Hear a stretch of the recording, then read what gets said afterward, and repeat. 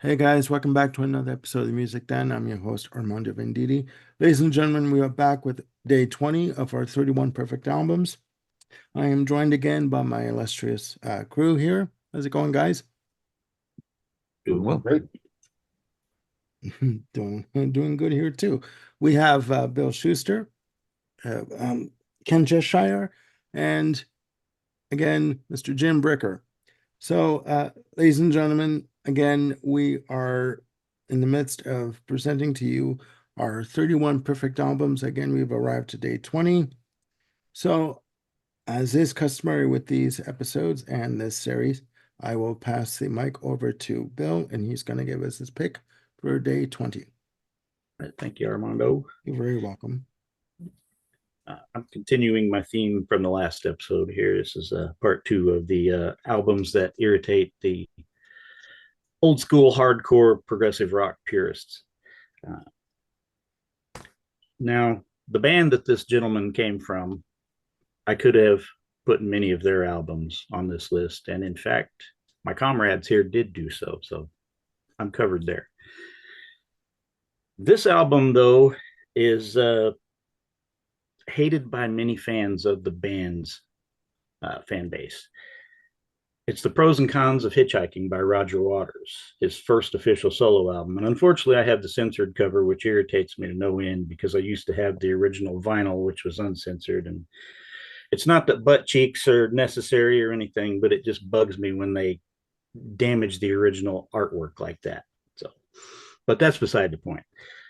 The main point here is the music, and then many Pink Floyd fans, for those who don't know what band Roger Waters was from, many Pink Floyd fans see this album as non-musical, as just a bunch of screeching from Roger over a tuneless mush. I couldn't disagree more. Um, this album features Eric Clapton doing his best David Gilmour, and it works. I think this album features my favorite ever performance from Eric Clapton. So it's not necessarily his usual style, but what he does here works really well with Roger's songs, even though apparently Eric himself didn't necessarily understand it all at the time. Um, Roger gets a lot of criticism for always crying about how his dad died in the war and regurgitating certain themes like that. Well, this is none of that. So that should automatically address one of the frequent complaints that Roger gets as an artist. He doesn't discuss that sort of thing. This is the dream here was one of the concepts that he presented to his bandmates that they rejected in favor of the wall. And it's probably a good thing because I really like how the wall turned out and Pros and Cons of Hitchhiking. It would have been interesting to hear the Pink Floyd version, but I love this one so much. I'm okay with not having that. This is Roger doing what he wants, the way he wants, and not having to answer to anyone. And I like that, frankly. I appreciate what the other band members brought to Pink Floyd, but I also like this pure, undiluted Roger here. Um, it tells the story of his dream that he had, which basically a dream of traveling and settling down and infidelity, watching a relationship break up. And it's just the details are in the lyrics, in the way that the story is carried forward by the music.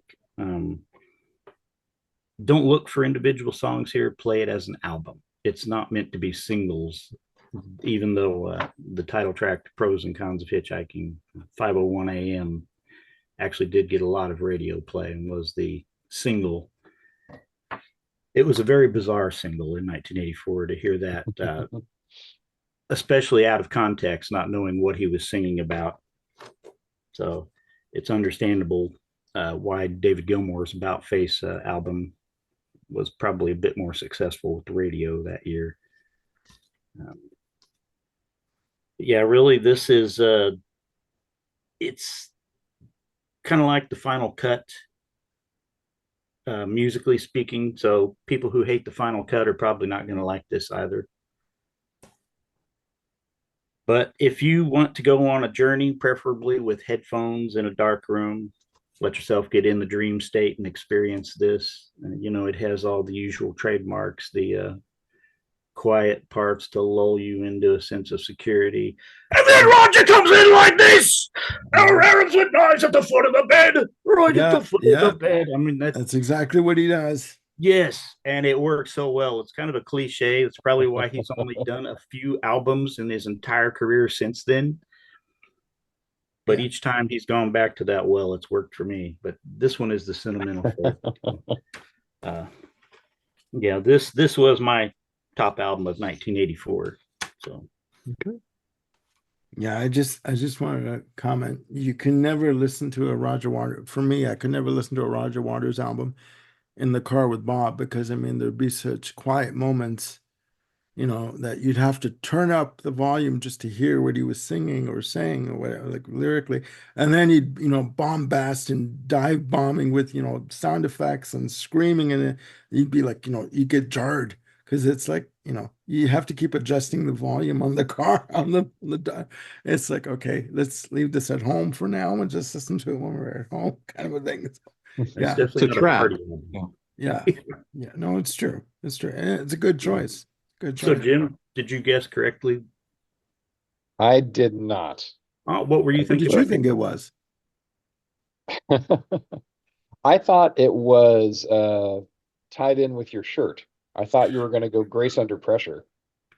Actually, that's why I picked this shirt. That was a red herring on my part. Oh, So it worked. Okay. I was wondering if anyone was going to pick up on the Rush shirt. So, yeah. All right. All right. Okay. But Ken, over Grace to Under you. Pressure is awesome. Sorry. So, no, it is awesome. It is awesome. We're going to jump to February 28th, 1983. Another album that I love, produced by Steve Lillywhite. 4 fantastic singles from this album, and that's War by U2.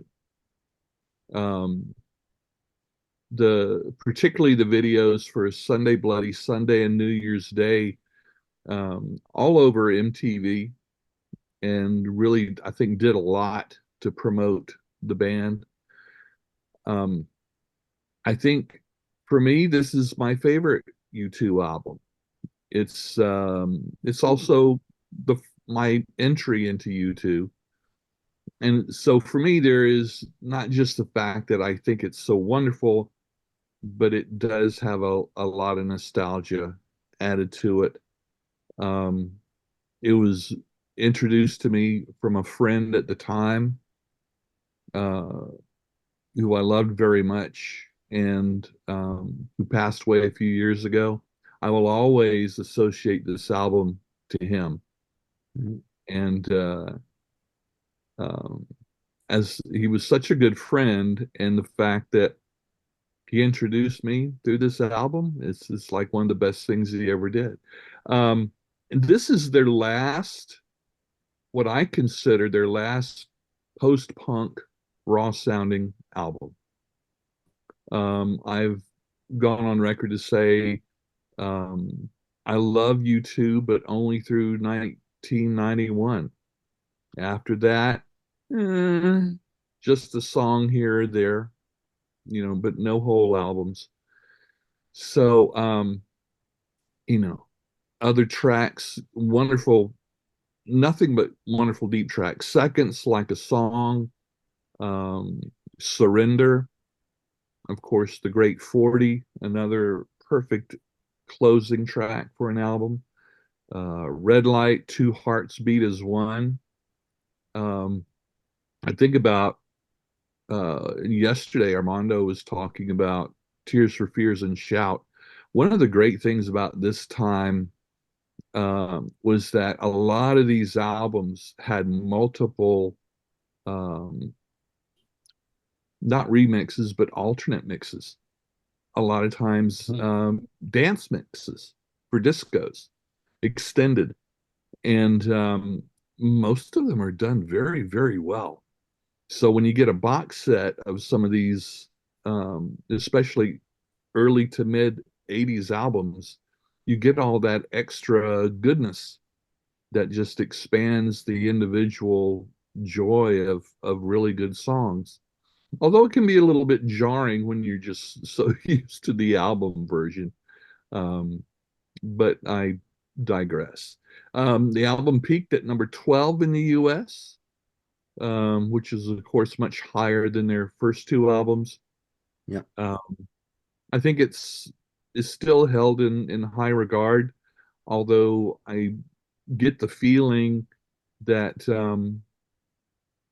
Joshua Tree and Achtung Baby is more popular. This was the proverbial record breaker when it was released. It just War by U2. I love this album. Ken, what do you think about the songs on here in the studio versions compared to the counterparts that made it to Under a Blood Red Sky? I'm very pleased that they're able to recreate the sound live.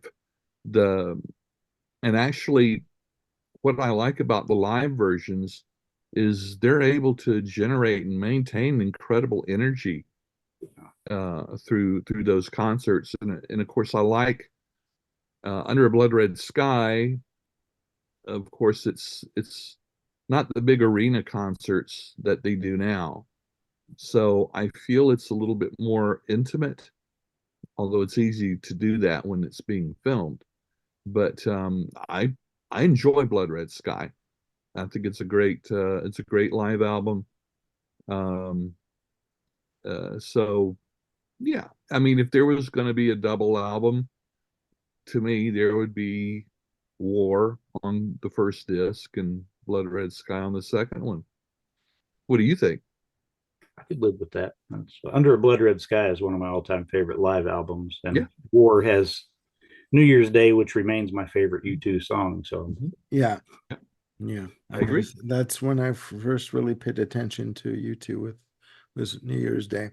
And it was funny because Larry Mullins Jr. said this was like in 87 when they were taking off with Joshua Tree, that he thought that they were a fantastic live band, but that they were not great in the studio yet, that they hadn't mastered what they wanted to do in the studio. So I'm like, well, you're how many albums in? You better learn quick to do. I mean, if you don't know what you're doing, if you don't think you're doing your best by now, then I mean, but most bands think that you talk to Phil Collins back in 1990, he said, well, there are certain songs on albums that I like, he says, but I don't think we've done our best yet. And this was after Invisible Touch and Duke and all this stuff. So yeah, no, it's a good choice though. It's a good choice. Yeah. All right. Over to Look at Jim. me. Yes. Yep.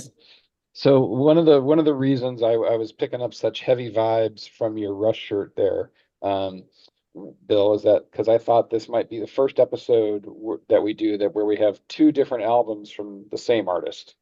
If memory serves me right, this would have been the first time that happens. I am going still in 1981, and I got to talk about Moving Pictures by Rush as my pick for a perfect album. It's to me, it's just Rush's definitive statement. I mean, everything that they were moving toward kind of was fully realized to me with Moving Pictures. I mean, and that's no knock on Permanent Waves because it's great. That's no knock on Hemispheres, which I think is great plus. But this just it's where they really became Rush to me. For those who don't know it, it's a 7-track album that straddles, arena rock, prog rock, and jazz fusion, with some of the finest lyrics ever written. I mean, I think Neil Peart was on fire when he was putting the words down, whether it's a song about racing your uncle's old car, or just dealing with the subject of bigotry, or just dealing with the pressures of fame, which, I don't know if anyone's ever could top Limelight in terms of dealing with that topic and having it be not sort of a, oh, poor me kind of thing. Oh no, poor me, I have to deal with fame. Limelight does it in just such a beautifully poetic way that I think it becomes more of a universal theme, um, of just people just needing to have their space. Um, if you've never heard it, I mean, I know when so this was 1981. I was 16 when this came out.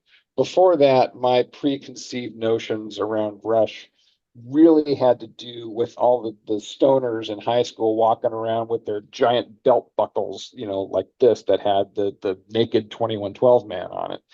And I'm like, okay, this looks a little freaky, and must not be very good because it looks freaky.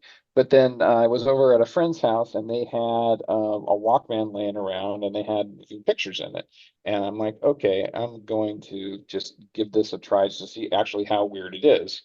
And it happened to be right at the beginning of side two, which is, the camera eye, which has a very which is, it's the longest track on the album and probably the most proggy one.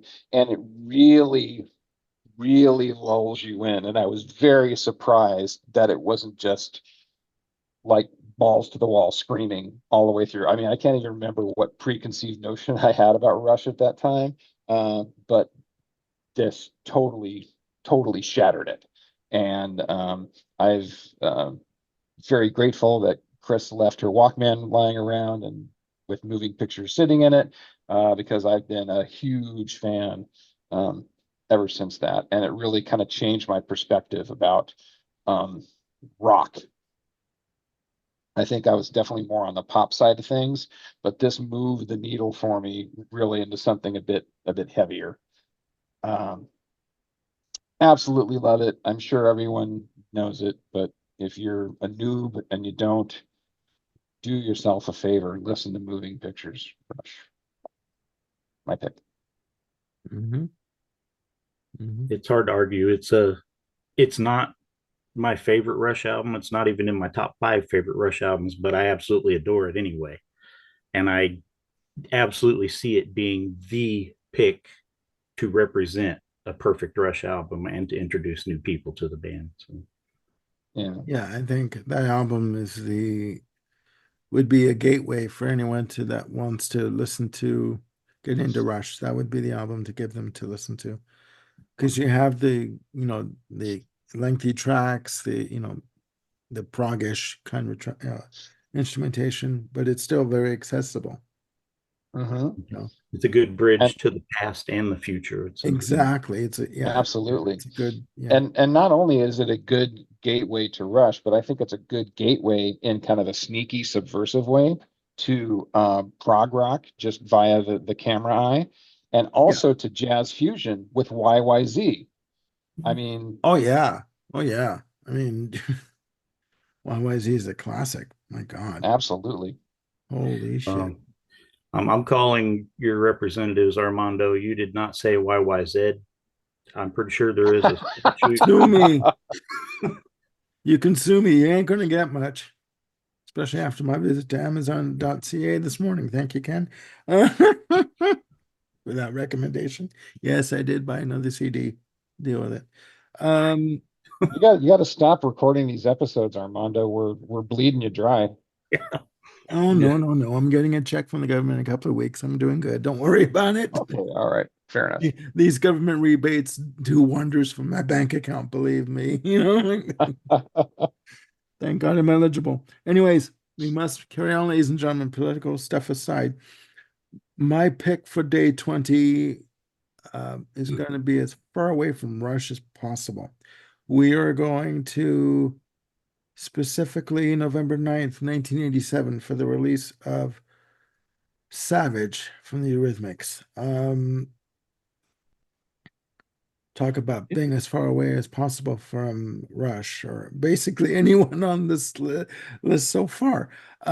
This album came out, I mean, at this point in time, the Eurythmics, Annie Lennox and Dave Stewart were on a white hot streak and releasing albums from like starting with, their first album, In the Garden, came out in 1980 to little fanfare, if anything at all. But starting from like Sweet Dreams, I Made of This, up until We Two Are One in 1989, you could not walk into a club without hearing, as I said before, a Eurythmics track coming through the speakers in terms of a dance mix.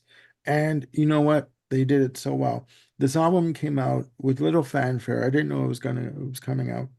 12 tracks in total.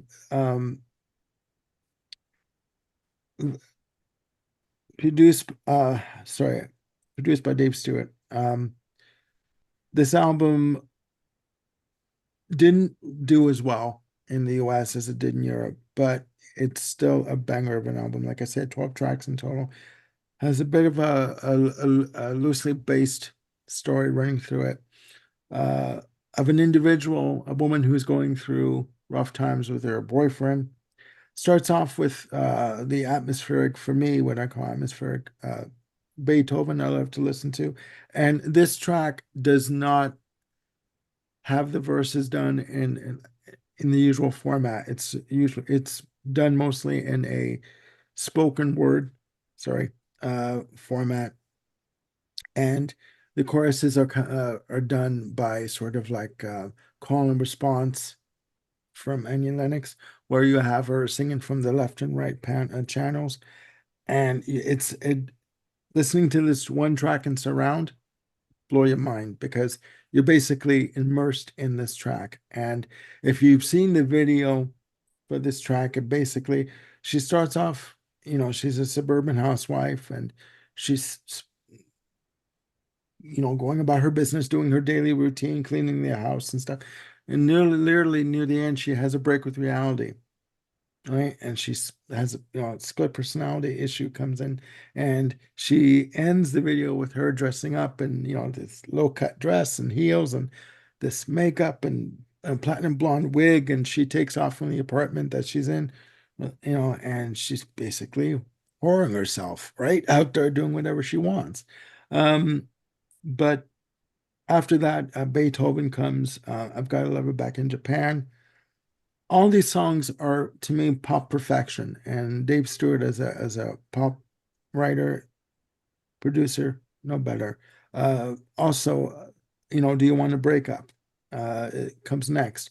Then one of the singles, You Have Placed a Chill in My Heart. If you were in a club in 1987, 88, you heard this remix coming through the speakers big time. And then Shame is next, which is the one break from the album. It really has no tie-in with the other songs. It's loose. It's a loose concept album in terms of the theme. But basically, what the idea of Shame is, what you think what you think is going to make you happy in life is not going to make you happy in terms of having all the money and success and the fame. Up next is the title track, Savage, which ends up side one.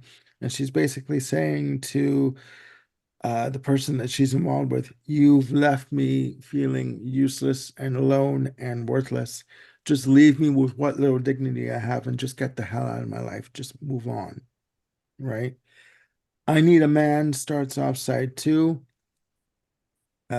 Beethoven, the video, there's a two-part video where the ending of Beethoven I love to listen to segues into I Need a Man, where she's in the getup. And the inspiration for this track was Mick Jagger in terms of the vocal delivery. She's very forceful, very guttural in her approach, just brutal. She's like, I want a man for sex. I don't want a relationship. I don't want understanding. I just want a night of whatever you can give me, and then leave some money if you want and walk out the door. I don't give a shit. And she does it so beautifully. She's really at the top of her game with this track and with the vocal performance. Next up is Put the Blame on Me, which is another funky pop track, funk on the guitars, a lot of funky guitars on this track. Heaven is Next, where it's a track where again there's again the verses and the choruses are not in the traditional sense. A lot of sort of spoken word sort of that come in on this. Wild Eyed Girl is Annie Lennox doing her best Elvis Presley imitation on the vocal, just kind of like a rockabilly kind of a feel, done to a drum machine arrangement pattern. I Need You is the one acoustic track that done on acoustic guitars that was done live in front of a small audience, and she's basically calling her boyfriend back and saying, "I need you to treat me like trash. I need you to treat me bad and keep me in my place, to give me validation." Right? She knows she's in an abusive relationship, but to her it's familiarity and it's all she knows, and she wants to hold on to it. Then it ends with Brand New Day, where starts off with Annie Lennox doing an a cappella vocal intro, and is basically saying, without saying it, I've come through the storm, I've left this guy, I've been through hell and back, and today's a brand new day, and I'm moving on, and I'm going to be better for it. I'm not gonna die because I've left somebody or that I'm on my own. I'm going to thrive, and I'm going to try and push forward and do the best I can. And the instrumentation comes in at the end, but there's also almost like there is kind of like a choir that comes in on the background vocals, and they sort of swell as the instrumentation comes in. This album again, call it pop, call it bubble. Wouldn't call it bubblegum, but it's very infectious. It's very groove oriented, melodic, and it deserves to be on my list because to me, although it didn't sell as well in the US as it did in Europe, who cares? It's good music and it hits you right when you don't expect it. And it is my choice for day 20. Excellent. It And sounds like a savage record. it is. It's funny because she's again with the track I Need a Man. She said, "Yeah, I was thinking of how would Mick Jagger sing this track? How would he deliver this vocal?" And she just comes in just like very guttural in her delivery. And yeah, imagine just saying, "You know what? I don't want a relationship. I just want sex. Like, don't tell me your feelings." And this is a woman saying it, right? This is like the reverse of what society expects, men to be the dominating of the two in the couple and the situation. But she's saying, no, no. I'm just here for, you're here for a couple of hours. Let's not talk. Let's just have sex and you move on. You know, why Do not? you think that album could have been made now? Um, I'm not sure Yeah, because I'm all for being politically correct, but in some cases, I think we've been politically corrected into a stupor. I agree. Um, so to answer your question, I really don't know. Yeah. I would think that the albums like that with that same message are being made now. They're just in a style of music that is not in our wheelhouse. Yeah. Yeah. Good point. Very good point, and we won't go there. Or we might toward the end of the countdown. Well, Mr. Dark Horse. Fair warning. Fair warning.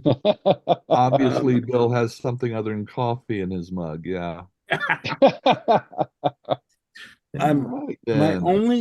only gripe about this album is because all of these albums, like in terms of the pop, like with Tears for Fears, all these singles were released with an extended dance mix, right? And Beethoven, I love to listen to, was really uh, didn't have that. I mean, and I should say there's a box set called Boxed of all the Eurythmics albums. And all the albums have additional tracks like B-sides, and they have a lot of B-sides and alternate takes and stuff. There's a version of Beethoven I love to listen to that's called the Extended Philharmonic Mix, which is supposed to be like very grand and symphonic. Not no, Mhm.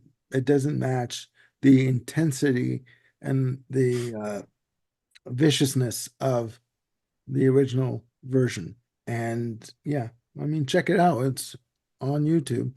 Everything is in the world is pretty much on YouTube, especially with the Eurythmics. But yeah, no, I just think that this album needs to be talked about more. Cool. Yeah. All right, ladies and gentlemen, day 20 is now in the can, and we would love to hear from you and get your opinion and get your feedback on what we're presenting here. Because that's what we're here for, and that's what this is all about. It's about having fun and introducing maybe albums that others on the panel haven't heard yet, or all of, and introducing some new ideas. Yeah, so please, again, put your comments down below. For Bill, Ken, and Jim, I'm Armando signing off, and we wish you a very happy day. Again, please look after yourselves and one another, and we'll see you soon for episode 21 of 31 Perfect Albums. Okay, bye for now.